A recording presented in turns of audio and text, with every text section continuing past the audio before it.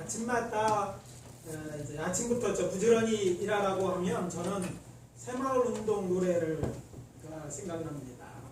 새벽종이 울렸네, 새아침이 밝았네, 너도 나도 일어나 새마을을 가꾸세. 1970년대 당시 사람들은 새벽부터 이 노래를 들으면서 열심히 하루를 시작했습니다.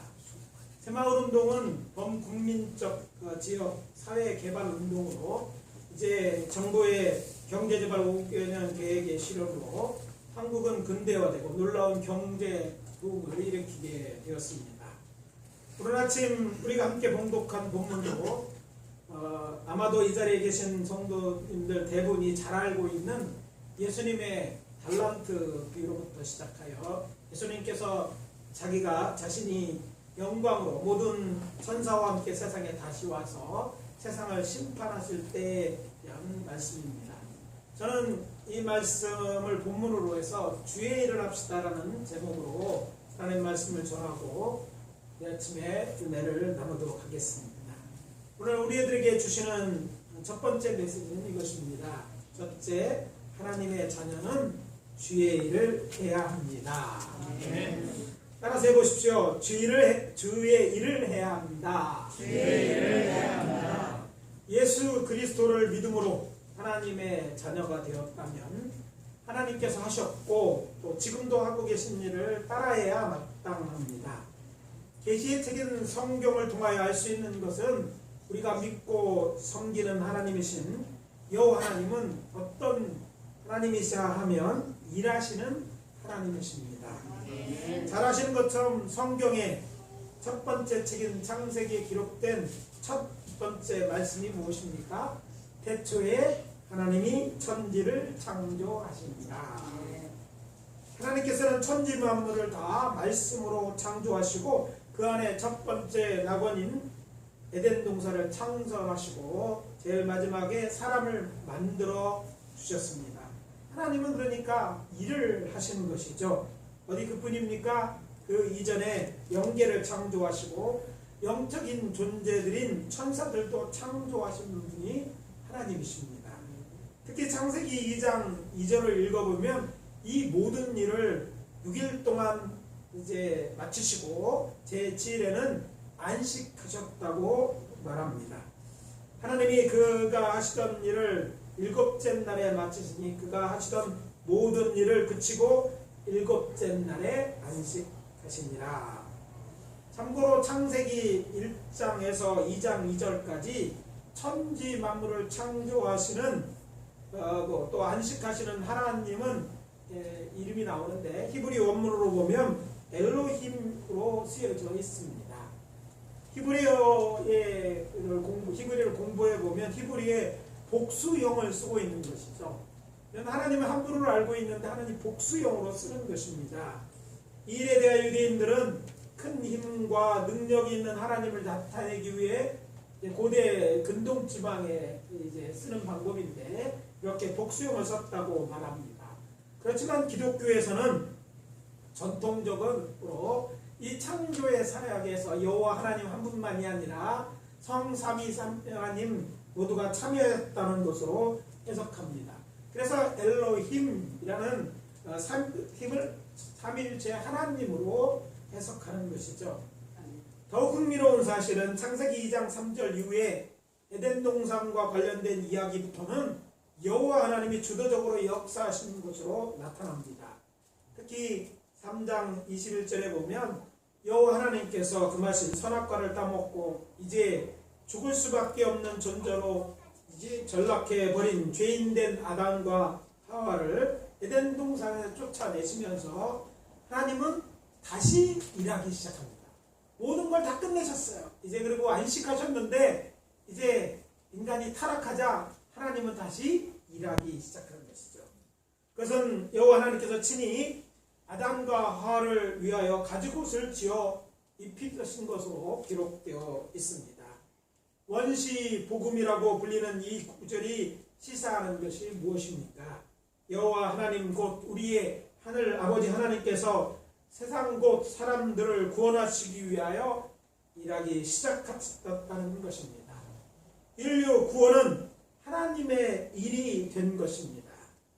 여호와 하나님께서 세상을 구원하시기 위해 저들의 죄값을 대신 치르게 하시기 위해 이제는 죄 없는 인간이 필요했지만 그런 인간을 찾을 수 없기에 당신의 아들, 그것도 독생자를 세상에 보내기로 작정하시고 보내신 분이 예수님이십니다.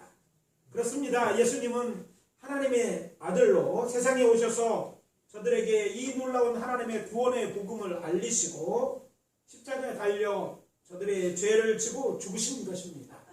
이렇게 성자 하나님께서 친히 죄인들을 영생으로 인도하는 생명의 길이 되신 것입니다. 성부 하나님의 일이 하나님의 일, 아버지 하나님으로 끝난 것이 아니라 그의 아들 예수의 일이 됐고 예수님은 그 일을 십자가에서 하신 것이죠.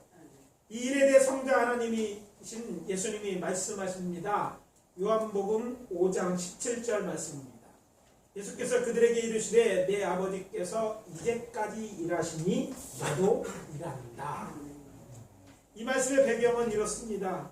예수님께서는 명절에 예루살렘 성에 올라가셨는데 그때 양문 곁에 있는 베데스다 못에 있는 행각 안에 많은 병자가 있는 것을 보십니다. 그 중에 38년이나 병 가운데 고생하는 한 병자를 찾아가서 이렇게 물으십니다. 내가 낫고자 하느냐. 정말 의문 같지만 38년이 지났지만 낫고 싶은 마음이 아직도 있느냐고 물으신 것입니다. 그리고 저를 불쌍히 여기서 일어나 내 자리를 들고 가라고 말씀하심으로 저를 고쳐주셨습니다. 그런데 문제는 그날이 안식일이었습니다. 그렇기 때문에 유대인들이 이것을 문제 삼아 오늘 앞에서 말씀드린 것처럼 말씀하시게 되었어요. 근데 이 일에 대해서 이제 안식일을 범했을 뿐 아니라 하나님을 친아버지라고까지 했다고 해서 유대인들이 문제를 삼은 것입니다. 이 이야기는 교회에서 오랫동안 안식일 문제나 예수님이 어떤 분인지 알려주는 말씀으로만 인용되었던 것 같습니다. 그렇지만 다른 각도에서 보면 이 말씀은 여호와 하나님과 성자 하나님이신 예수님께서 세상 곧 사람들을 사망에서 건져 생명에 이르게 하려고 일하시고 계심을 아주 분명하게 알려주는 말씀인 것이 틀림이 없습니다. 그 이유는 이어지는 예수님께서 친히 하신 말씀에 잘 들어있습니다. 자, 확인 들어갑니다. 요한복음 5장 24절부터 55절입니다. 내가 진실로 진실로 너희에게 이르노니 내 말을 듣고 또 나 보내신 이를 믿는 자는 영생을 얻었고 심판에 이르지 아니하나니 사망에서 생명으로 옮겼느니라. 진실로 진실로 너희에게 이르노니 죽은 자들이 하나님의 아들의 음성을 들을 때가 오나니 곧 이때라. 듣는 자는 살아나리라. 아멘. 그런데 그게 다가 아닙니다. 더욱 놀라운 일이 있는데 그것은 하나님께서 우리 그리스도인들을 인류 구원이란 이 엄청난 일에 함께 하자고 초청하셨다는 사실입니다. 생각해보면 이것은 당연한 일이라고 할 수 있습니다.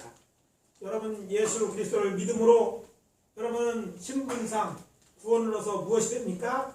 하나님의 자녀가 됩니다. 하나님의 양자가 되는 것이죠. 이것이 틀림이 없을 때 하나님의 가업에 동참하는 일은 하나님의 자녀로서 당연한 일이라고 할 수 있을 것입니다. 부활하신 예수님께서 승천하시기 전에 당신이 사랑하는 11 제자를 모아놓고 당부하신 말씀입니다. 마가복음 16장 15절 그리고 16절입니다. 또 이르시되 너희는 온 천하에 다니며 만민에게 복음을 전파하라. 믿고 세례를 받는 사람은 구원을 얻을 것이요 믿지 않는 사람은 정죄를 받으리라. 사람이 구원받아 영생을 얻고 못 얻고가 복음을 믿고 믿지 않고에 달려있다는 말입니다. 그렇지만 이 말씀을 깊이 묵상해 보면 이전에 천하만민이 예수를 믿어 구원을 얻기 위해서 제자들이 해야 할 일이 있다는 것을 알게 됩니다. 이게 무엇입니까? 복음을 전하는 일입니다. 어쩌면 믿고 안 믿고보다 더 중요한 일입니다. 왜냐하면 믿고 싶어도 복음을 전하는 자가 없으면 믿을 수 없기 때문입니다. 한마디로 선택의 자유조차 얻지 못하는 것이 되기 때문입니다. 그렇기 때문에 주께서는 우리로 세상으로 가서 세상 사람들에게 예수 그리스도를 믿음으로 얻는 구원에 대해 전하는 일을 맡기신 일이죠. 이건 가벼운 일이 아니라 중요한 일입니다. 그래서 말씀드립니다. 하나님의 자녀로서 마땅히 해야 될 일인 인류를 구원하기 위한 주의 일을 하는 자들이 되십시오. 아멘. 세상을 살아가는 일이 너무 힘들고 바쁘시다고요? 그래도 주의 일을 해야만 합니다. 아멘. 먹고 살기 위해서만 그렇게 육신을 위해서 살아간다면 그것이 무슨 큰 삶의 의미가 있겠습니까? 언젠가 다 죽어 땅에 묻힐 육체가 아닙니까? 그렇다면 사람이 풀이나 나무, 들짐승보다 더 낫다고 할 수 있겠습니까? 물론 그렇게 생각하는 사람들도 있지만 우리를 만드신 하나님의 생각은 다릅니다. 우리는 움직이는 모든 생물을 다스리는 존재로 만들어졌음을 잊지 말아야 할 것입니다. 그러므로 선택하십시오. 하나님의 자녀답게 주의 일을 하며 살 것인지 아니면 그냥 생물처럼 살 것인지 말입니다. 하나님의 자녀, 이것이 우리 그리스도인의 정체성입니다. 하나님의 자녀라면 하나님의 자녀답게 복음을 전함으로 주의 일을 하며 살아야 합니다. 네. 세상 일이 중요하다고 생각하지만 어떻게 보면 엄밀한 의미에서 세상 일은 부업이에요. 여러분의 본업, 아니 우리의 본업은 주의 일입니다. 주의 일을 하시는 저와 여러분 되어주시기를 예수 그리스도 이름으로 축원합니다. 아멘. 오늘 우리들에게 주시는 두 번째 메시지는 이것입니다. 둘째, 내가 받은 은사를 활용하여 주의 일을 해야 합니다. 따라해 보십시오. 내가 받은 은사를 활용하여 주의 일을 해야 합니다. 오늘 본문에서 주의 깊게 살펴보아야 할 말씀이 있습니다. 마태복음 25장 14절 15절입니다. 다시 한번 봉독해 드립니다. 어떤 사람이 타국에 갈새 그 종들을 불러 자기 소유를 맡김과 같으니 각각 그 재능대로 한 사람에게는 금 5달란트를, 한 사람에게는 2달란트를, 한 사람에게는 1달란트를 주고 떠났더니, 평범해 보이는 이 말씀 속에 우리가 놓치지 말아야 할 것은 예수님의 비유에 등장하는 타국으로 떠나는 주인이 종들에게, 이 종들이 모두 세 사람이며 그들에게 각기 그 재능에 따라 달란트를 주었다는 사실입니다. 이것이 우리에게 주는 메시지는 하나님의 사람들은 누구할 것이 재능을 가지고 있고 하나님께서는 그들의 재능에 따라 일을 맡기신다는 것입니다. 그러니까 예수님의 제자, 곧 주의 종이라면 누구나 어떤 것이든지 재능이 있고 그 재능을 사용할 수 있도록 하나님께서 각 사람에게 은사도 주시고 능력도 주신다는 것입니다. 여러분, 나는 재능이 없다고 이야기하지 마십시오. 하나님이 주신 것이 있습니다. 본문 말씀이 그것을 의미하는 것이죠. 중요한 사실은 하나님께서 내게 주신 재능이 있고 또 그것을 사용하여 주신 시간 내에 일을 할 수 있도록 맡긴 일이 있다는 것입니다. 물론 각자에게는 맡겨진 달란트가 각기 다르지만 말입니다. 그러므로 예수님의 제자들 교회는 각기 자신이 가지고 있는 재능이 무엇인지 알아야 합니다. 그리고 그 재능을 발휘하여서 주의 일을 해야 할 것입니다. 물론 재능이 있다고 주의 일을 할 수 있는 것이 아닙니다. 주의 일, 특히 복음을 전하며 사람들을 살리려고 한다면 힘이 필요하고 경험도 필요합니다. 그런데 경험이야 자꾸 하다 보면 생기는 일입니다. 그렇지 않습니까? 운전면허를 취득했다고 해서 금방 운전을 잘하는 것은 아니지 않습니까? 그렇지만 초보 운전이라고 자동차 뒷 유리창에 붙이고 운전을 하다 보면 나중에는 잘하는 것 같습니다. 며칠 전 초보 운전 차를 보았습니다. 벤츠의 초보 운전이라고 썼어요. 얼마를 뛰어야 되나? 아주 많이 뛰을 수밖에 없어요. 그렇게 하면 그렇지만 보통 좀 허름하거나 작은 차를 타죠. 왜?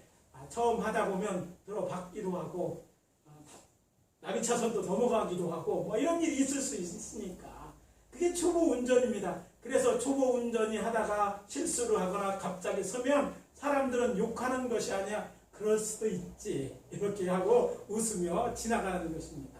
제 아들에게 운전을 가르치면서 저는 이제 운전하면 싸운다 그러는데 제가 사람도 운전을 가르치 안 썼어요. 잘못하면 이혼도 한다는데 자녀들도 가르쳤는데 이렇게 이제 이야기를 많이 하면서 가르쳐요. 그러면서 하는 얘기는 이야기를 합니다. 이렇게 하면 된다. 그러면서 쭉 하다 보면 나중에는 이제 제가 앉아서 눈 감고 가도 될 만큼 잘하게 되는 것이죠. 그렇게 주의 일도 처음에는 다 서툽니다. 서툰 거 되고 뭐라고 할 수는 없습니다. 서투지만 하다가 보면 잘하게 돼 있어요. 그래서 이거 큰 문제가 안 됩니다. 그런데 문제는 주의 일을 할 수 있는 힘, 능력이 있어야 된다는 거예요. 왜냐하면 의사가 있더라도 사용할 능력이 없다면, 힘이 없다면 우리는 복음도 전하지 못하고 일도 할 수 없기 때문입니다.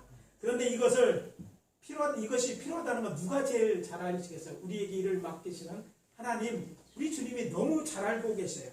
그래서 주님은 이미 제자들에게 약속해 주셨습니다. 예수님을 정말로 믿는 자라면 능력에 성령 곧 성령 세례를 받아 성령으로 충만하게 하셔서 그 일을 하게 하셨다는 말씀입니다. 그러니까 성령 충만하면 주의 일을 할 수 있게 되는 것이죠. 주님의 약속부터 확인해 보도록 하겠습니다.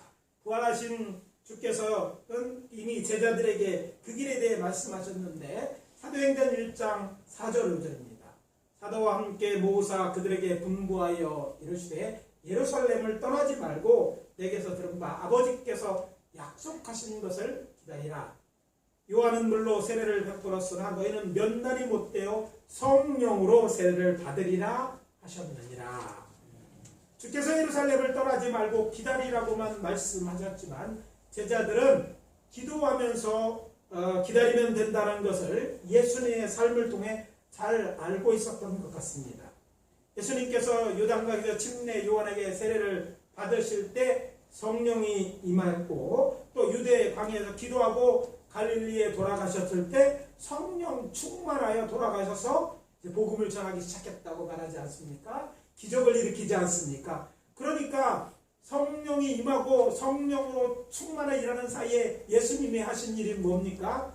유대 광야에서 뭐 했다? 기도했다. 기도하면 성령 충만이 임하는 거예요. 뿐만 아니라 공생 2년 동안 제자들은 주께서 일으키시는 많은 기적을 보았습니다. 그런데 보통 사람들은 모르는 것, 기적과 기적 사이에 주님은 무슨 일을 하셨을까? 성경은요, 기도하셨다고 기록하고 있습니다. 이것은 함께 있는 제자들은 알았던 것이죠. 그렇기 때문에 저들은 사도행전 1장 14절 말씀처럼 예루살렘 성으로 돌아와 낮에는 기도하는 집, 기도의 집인 성전에서 그리고 밤에는 마가의 다락방에 모여 마음을 갖춰 오로지 기도에 힘썼던 것입니다. 물론 뒤에 내용만 나와요. 마가 다락방에서 기도한 것만. 근데 거기서 계속 기도했다는 것은 유대의 문화와 전통을 모르는 일입니다. 유대인들이 기도하는 곳은 성전입니다. 그래서 기도의 집이다라고 말했으니까 낮에는 성전에 올라가서 기도하고 이제 성전 문이 닫히잖아요. 밤이 되면 그것도 이제 마가의 다락방에 모여서 기도에 힘썼던 것입니다. 예수님께서는 승천하시기 전에 제자들을 감람산에 모아놓고 이렇게 또 약속하십니다. 오직 성령이 너희에게 임하시면 너희가 권능을 받고 예루살렘과 온 유대와 사마리아와 땅끝까지 이르러 내 증인이 되리라. 그리고 성령으로 세례를 받으면 어떻게 됩니까? 성령의 은사를 받게 됩니다. 내가 알고 있는 세상적 어떤 은사, 기술이 이런 게 아니라 성령의 은사라는 선물이 주어지는 것이죠. 우리에게 주신 은혜대로 받은 은사가 각각 다르니 혹 예언이면 믿음의 분수대로, 혹 섬기는 일이면 섬기는 일로, 혹 가르치는 자면 가르치는 일로, 혹 위로하는 자면 위로하는 일로, 구제하는 자는 성실함으로, 다스리는 자는 부지런함으로, 공유를 베푸는 자는 즐거움으로 할 것이니라. 로마서 12장 6절 8절의 말씀입니다. 성령의 은사하면 고린도 전서를 기억하지만 고린도전서에 나오는 10장에 나오는 말씀은 성령의 나타남들이지 성령의 은사는 아닙니다. 성령의 은사를 얘기했던 바울이 이야기한 것은 바로 이 로마서 12장 6절 8절에 있는데, 이런 은사를 누구에게 준다? 기도하는 자들에게 성령이 주신다고 얘기했어요. 능력도 권능도 주시고 할 수 있는 은사도 주고, 그래서 무슨 일을 하도록? 주의 일을 하도록 하신다는 것을 기억해야 될 줄 믿습니다. 한 사람이 한라산 등반길에 올랐습니다. 태풍이 지나간 뒤였지만 비바람이 심했습니다. 거센 바람에 우비가 찢어질 정도였습니다. 그는 등반하면서 준비물을 잘 갖춘 등산객을 이제 올라가면서 발견합니다. 그들은 바람막이 옷에 붙어있는 모자로 머리와 얼굴을 보호하고 있었습니다. 또 방수싸개로 배낭이 젖지 않도록 했습니다. 등산 준비를 잘한 사람과 그렇지 않은 사람이 차이를 발견하게 되었던 것입니다. 우여곡절 끝에 그는 마침에 이제 정상에 올랐습니다. 비를 피하며 쉬다가 벗어놓은 옷을 보았습니다. 그런데 목 부분에 두툼해 보이는 것을 발견했어요. 거기에 똑딱단추가 있어서 이 똑딱단추를 따보니까 거기에 모자가 있는 게 아니었습니까? 구매한 후에 한 번도 사용하지 않았던 기능이 숨어 있었던 것입니다. 탄식하며 이번엔 젖은 배낭을 살펴보았습니다. 바닥 부분에 지퍼가 있어서 열어보니 방수싸개가 있었습니다. 올라오면서 그렇게 불효했던 것이 자신에게도 이미 있었던 것을 그제서야 발견한 것입니다.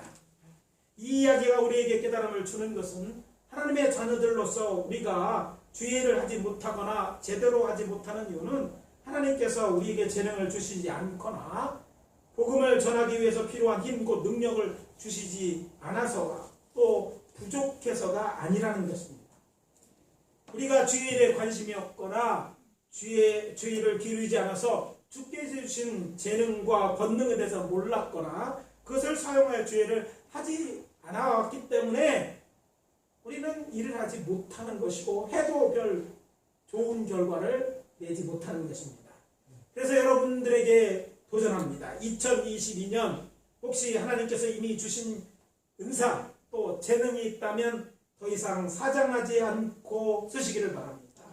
새해를 시작하면서 감추어지고 있는 기능 곧 재능들을 모두 꺼내 사용하여 갑절로 남겨서 주님 앞에 설 때 칭찬받는 저와 여러분들이 다 되시기를 예수 그리스도의 이름으로 축원합니다. 2022년 새해가 되었어도 코로나19 때문에 무엇도 할 수 없다고 말할지는 모르지만 그건 세상 얘기예요. 주의 일은요 지금도 할 수 있고 기회가 너무 좋습니다.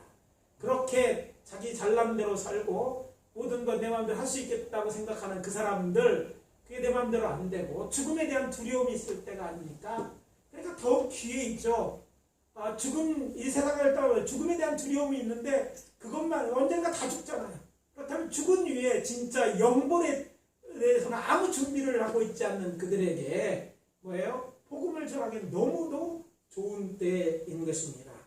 그래서 여러분에게 같은 은사 또 약속하신 권능을 받아서 일하면 좋은 결과가 있을 것이라고 감히 말씀드릴 수 있는 것입니다. 오늘 우리에게 주시는 마지막 메시지는 이것입니다. 셋째, 주의 일을 열심히 잘해야 합니다. 따라해 보십시오. 주의 일을 열심히 잘해야 한다. 사도 바울이 말한 성령의 은사가 어떤 것인지 말한 다음에 이어지는 말씀입니다. 사랑에는 거짓이 없나니 악을 미워하고 선에 속하라. 형제를 사랑하여 서로 우애하고 존경하여 서로 먼저하며 부지런하여 게으르지 말고 열심을 품고 주를 섬겨라. 소망 중에 즐거워하며 환난 중에 참으며 기도에 항상 힘쓰면서 성도에 쓸 것을 공급하며 손대접하기를 힘쓰라. 로마서 12장 9절에서 13절입니다. 열심을 품고 주를 섬기라. 열심히 잘 해야 된다는 말입니다. 오늘 본문 첫 번째 부분인 예수님의 달란트 비유의 핵심은 알고 계신 것처럼 주의 뜻대로 주인이 돌아올 때 맡긴 것들을 가지고 열심히 일에 남긴 것이 있느냐에 대한 이야기가 핵심입니다. 비유에서는 2달란트 받은 자나 5달란트 받은 자는 모두 배를 남김으로써 주님을 기쁘게 했고 또 착하고 충성된 데라는 칭찬도 받고 주인의 즐거움에 참여하게 되었을 뿐 아니라 더 풍족하게 되었다고 성경은 말합니다. 반면에 1달란트 받은 자는 맡은 것을 땅 속에 감추어 두었다가 도로 가져옴으로 무익한 종으로 평가받고 이것도 다 빼앗기고 집 바깥 어두운 데로 쫓겨났지 않습니까? 그리고 두 번째 부분은 예수님께서 만왕의 왕이요 심판의 주로서 모든 천사들과 함께 다시 오실 것이라는 메시지입니다. 그리고 세상 모든 사람을 오시기만 한 것이 아니라 뭐한다? 심판하신다. 이렇게 기록되어 있어요. 사실 길게 본문을 읽으면 도중에 가야 될 것처럼 본문이 길어서 쭉 잘라서 얘기했지만 그런 부속적인 말씀이 이어지는 것을 다 그런 얘기죠. 주의를 일하는 자가 어떤 자이고 주의를 하지 않는 자가 어떤 자인지 그 결과에 대한 얘기까지 나와 있습니다. 이때 주의 일하는 자들은로 인정된 자들은요 무엇을 약속하십니까? 예비된 영원한 하나님 나라에 들어가서 복을 받게 될 것이라고 말하고 있습니다. 그렇지 않으면 간단하게 말하면 영벌을 받게 될 것이다. 영원히 벌을 받는다. 이때는 죽음이 없어요. 영원히 고통당하는 것이죠. 여기서 주의해야 할 것은 주의 심판은 말이나 믿음으로가 아니라 행함으로 한다는 메시지입니다. 하나님은 사랑의 하나님이신 동시에 공의의 하나님이십니다. 그리고 공의로 심판한다는 말은 무엇을 행했고 얼마나 진실하게 또 열심히 했느냐를 그 열매를 통해서 판단하시겠다는 것입니다. 그럼 공의의 하나님, 공의의 하나님, 재판의 공의라는 건 증거를 가지고 하는 거 아닙니까? 그러나 세상에는 그 증거를 만들거나 또 증거가 증거로 채택되지 않을 수 있어요. 그러나 주님께는 다르죠. 주님은 그 열매를 무엇인지 알고 그것으로 평가하시겠다는 것입니다. 그래서 거기에는 부정이나 부족한 것, 오류가 없다는 전제에서 볼 때 하나님의 앞에서 행하는 일은 매우 중요하다는 것을 알 수 있게 됩니다. 그 열매에 대한 얘기하면서 주님께서는 마태복음 25장 40절 이렇게 말합니다. 형제 중 지극히 작은 자 하나에게 한 것을 내게 한 것으로 인정하실 것이다. 이렇게 말하고 계세요. 즉 형제들에게 한 일, 앞에 본문 말씀드린 로마서 12장에 있는 말씀처럼 뭔가 행한들, 감옥에 갔든지 먹을 것을 주든지 물을 마시게 했든지 이런 모든 행위 자체가 하나님께 하시는 것이고 그것을 보고 그 결과로 내가 정말 믿음이 있는지 정말 주의를 얼마나 했는지를 평가하시겠다는 그런 말씀인 것입니다. 여기에 우리 주 예수님의 분명한 메시지가 있습니다. 임금니의 오른편에 있게 될 의인으로 인정되려면 주의 일을 해야 한다. 근데 어떻게 해야 된다? 열심히 해야 된다. 물론 주의 일을 한다는 것은 일을 하면 할수록 잘하려고 하면 할수록 개인에게는요 손해가 될 수 있어요. 시간도 들어가야 되고 내가 애써 모은 재물도 들어가야 되고 그런 일이에요. 일하다가 또 다칠 수도 있습니다. 어디 그뿐입니까? 심지어 주의 일을 한다는 것은 다른 세상의 일과 다르게 일하다가 죽을 수도 있습니다. 물론 세상에도 열심히 일하다가 이번 화재 참사로 돌아가신 소방관들처럼 죽을 수도 있어요. 그러나 그런 죽음이 아니라 좀 믿는다는 것 그것 때문에도 죽을 수 있다는 거예요. 더욱 놀라운 사실은 실제로 많은 이들이 그것 때문에 죽지 않았습니다. 우리는 그런 죽음을 순교라고 말합니다. 그래도 열심히 해야 하는 것은 이 일은 사람들을 살리는 일이고 그리고 확실한 보장과 상급이 있는 일이기 때문입니다. 단지 이 세상에서 대부분 제대로 수고의 대가를 받지 않은 것이 문제라면 문제일 뿐이에요. 그건 어쩔 수 없습니다.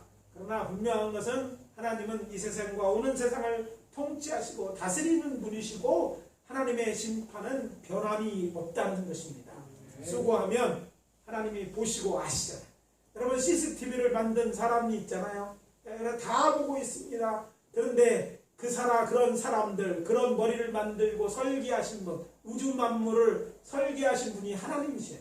왜 하나님이 보지 못하게 했어요? 듣지 못하게 했어요? 이라는 걸 모르시겠습니까? 하나님은 다 알고 계십니다. 산타크로스는 알지 못해도 하나님은 다 아셔요.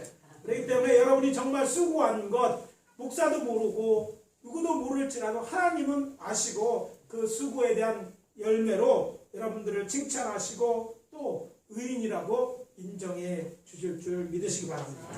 그런 말씀 마무리합니다. 하나님의 자녀는 주의 일을 해야 합니다. 내가 받은 은사를 활용하여 주의 일을 해야 합니다. 없다고 말하지 마시고 나는 은사도 없고 힘도 없고 다 없다 말하지 마시고 이미 주신 것, 이미 주신 은사가 있고 이미 주신 힘이 있습니다. 그것을 최선을 다하면 하나님 그 일을 더할 수 있도록 건강도 주시고 필요한 재물도 주시고 또 여러분이 구하는 것들을 또 채워주시리라 믿으시기 바랍니다. 그리고 주의 일을 할 때는요 열심히 잘해야 됩니다. 그럼 목사한테 보이려고 일하지 마십시오. 여러분 잘해도 별로 제가 아는 척도 안 할 줄 몰라요. 그래도 주님 보고 하세요. 그래도 보면 다 성도님들도 아시더라고요. 주님은 보고 계십니다. 여러분이 오늘 무엇을 하셨는지, 왜 늦게 왔는지, 왜 주의 일을 하고 있지 않는지, 숨어서 무슨 일을 하고 가셨는지 알고 계시고 또 그 일에 대해서 심판하시고 그 일에 대해서 여러분들을 마치 양과 염소를 구별할 때 양처럼 해서 오른쪽에 세우시게 될 것입니다. 이제 할 것은 다 알았으니 중요한 것이 무엇입니까? 나가서 그렇게 사십시오. 그렇게 살아감으로 의인으로 인정되어서 영원한 하나님의 나라에 주와 함께 살게 되시기를 예수 그리스도의 이름으로 축복합니다. 네. 정말 아멘입니까? 행해야지 여러분 것이 되고 그래야지 의인이 되는 것입니다. 이제 잠깐 통성으로 기도합시다. 각자 받은 말씀을 붙들고 오늘 이 말씀이 오늘 여러분들에게 주시는 메시지를 확인하고 결단하는 시간 2, 3분만 기도하고 제가 마무리 기도합니다. 다 같이 통성으로 기도합니다. 아버지 하나님 주의 은혜와 사랑을 감사합니다. 오늘 주의 일하다는 이 말씀 메시지를 통해서 우리에게 주시는 하나님의 음성을 듣습니다. 하나님의 변화심을 듣습니다. 하나님이 바라시는 것이 무엇인지 하나님 이제까지 주의를 했지만 받은 바 은사와 은혜가 큽니다. 그 생각을 더욱더 이제 일하는 것이 2022년은 하나님의 자녀들께 하나님 나라에서 큰 일을 감당해 나갈 수 있는 도와 주시옵소서. 아버지 하나님 우리 가운데 복음을 전하는데 말이 어중한 자들 있으니까 잘할 수 있는 눈수를 주시고 아버지 말씀을 말지 못하니까 깨닫는 은혜를 하여 주시옵소서. 먹고 사는 문제로 말미암아 시간을 낼 수 없으니까 주여 축복하셔서 주의 복음을 전하고 결단하오니 주여 그 일에 시간을 쓰고 재물을 쓰고 아버지 하나님 수고하오니 주여 우리들에게 아버지 하나님 수고하는 것에 복의 복을 더하시도록 주의라고도 나오도록 축복하여 주시옵소서. 주님 하나님의 자녀 삼아주신 것 감사합니다. 하나님의 일에 불러주신 것 감사합니다. 열심히 제가 되게 하시고 성도님들에게 도와주시옵소서. 아버지 하나님 주의 은혜와 사랑을 감사합니다. 주께서 오늘 2022년을 시작하는 이때에 아버지 하나님 주의 일을 하라고 저희를 강권하시니 감사합니다. 하나님 자녀답게 주의 일에 힘쓰는 자들이 되게 하여 주시옵소서. 아버지 받은 바 은사를 깨닫고 근사를 잘 활용하고 성령의 충만함을 입어서 주의 일을 잘할 수 있게 도와 주시옵소서. 많은 열매로 하나님을 기쁘게 하는 저희들 되게 하시고 아버지 영원한 나라에 들어갈 뿐 아니라 큰 상을 받는 저희들 되게 도와 주시옵소서. 주의 하기에 아버지 너무 연약한 자들도 있습니다. 경제적으로 어려운 자들도 있습니다. 주여 가랍고 낚이는 주의를 하고자 결단하였사오니 건강을 주시고 아버지 하나님여 재물도 허락하여 주시옵소서. 할 수 있는 여건도 허락하여 주시옵소서. 그래서 2022년은 지나간 어떤 해보다 더 큰 것으로 하나님을 기쁘게 하는 저희들 되어지고 그래서 하나님을 기쁘게 하는 저희들 되어질 수 있도록 인도해 주시옵기를 간절히 바라옵고 할 때 예수 그리스도 이름으로 축복하며 기도합니다. 아멘.